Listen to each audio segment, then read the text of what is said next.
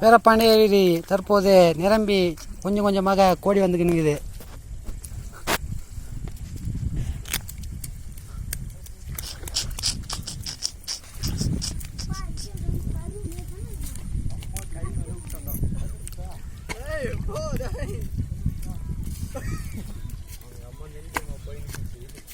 அலையில வரது